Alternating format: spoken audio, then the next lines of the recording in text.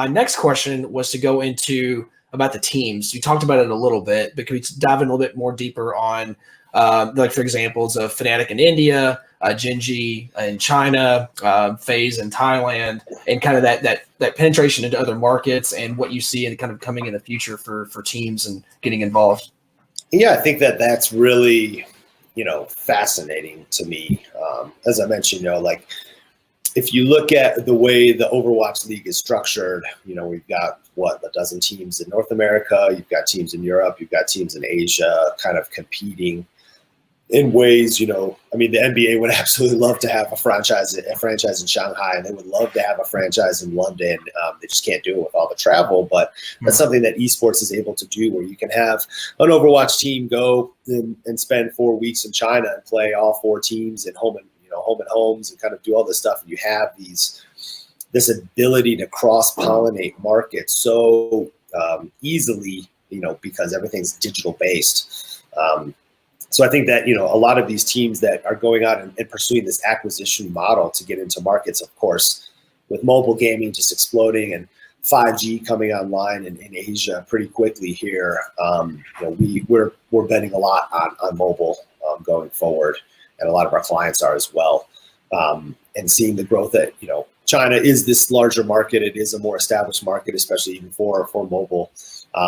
But then seeing what's happening in Southeast Asia, so Thailand, Vietnam, Indonesia, Malaysia, the Philippines, it's a ravenous market for esports, and it's developing, the way we saw China 10 years ago. So I think watching the paths that some of these teams are blazing, seeing one of the teams that I met in TI9 in Shanghai was acquired by a U.S.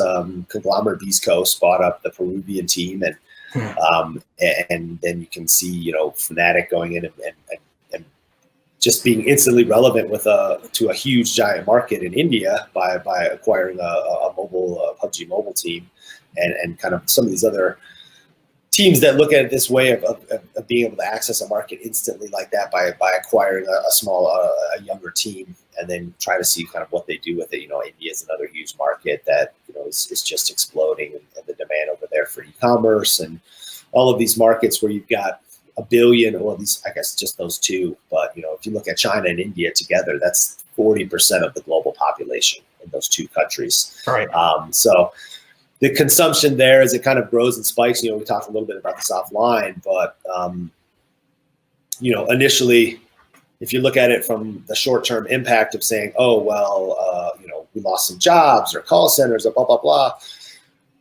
This is what we wanted in the 80s, right? We wanted free markets, and we wanted all this development, and yeah, there's more competition, but the opportunity is just massive, and as I said, as more of the companies start to explore these other markets, seeing esports kind of lead the way in some senses, where a lot of companies in the US, I've been in China. I was in China for 12 years.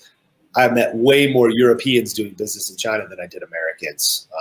And that's something where I don't know if it's the market in the US is so big and so easy for Americans to see. But seeing some of these companies, a company like Fnatic or a team like Fnatic that has a specific strategy for how they're building teams to go in and be able to start looking for teams in Asia to kind of work with and acquire, and someone like Fnatic that just says, hey, we want to be relevant in India now, and then going and doing that, as opposed to the other companies like, oh, we need to sit back, let's assess the market, let's wait, let's think, let's wait. You gotta dive in there, and yeah, you're gonna get punched in the face a couple times, but it's about not freaking out when you get punched in the face, and understanding how to pivot a little bit, and not being scared to go take on these new challenges.